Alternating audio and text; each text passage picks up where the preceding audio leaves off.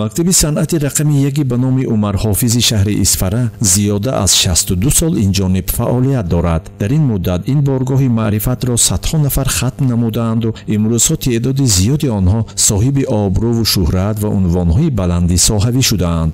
алон дар ин ҷо 16 нафар омӯзгорон ба 187 нафар муҳассилин дар азхудсозии нозукиҳои ҳунари сарояндагӣ ва навохтани асбобҳои мусиқӣ чун доираву дутор, рубобу ғижак, фортепиано, аккордеон, маҳорати актиёрӣ ва дастони моҳир дарс мегӯянд. шогирдони мактаб дар баробаи сайқал додани маҳорати касбӣ дар озмунҳо ва дар чорабиниҳои фарҳангии шаҳрӣ, вилоятӣ ва ҷумҳуриявӣ фаъолона иштирок меварзанд.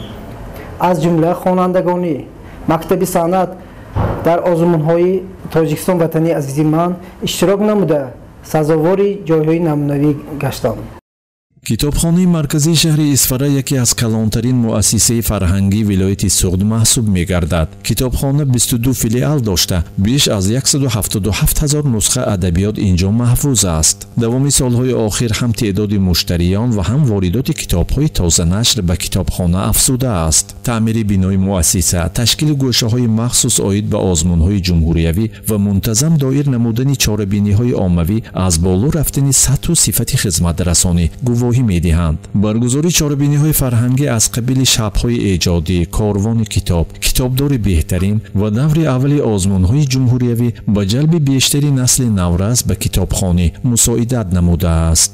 дар баробари харидори китобҳо аз маблағҳои буҷавӣ нафароне ки ба китобхона китобҳои худро бо соядаст тақдим менамоянд зиёданд. хотиррасон шудан ба маврид аст ки ин махзани илму адаб имсол 100-солагии таъсисёбиашро истиқбол мегирад.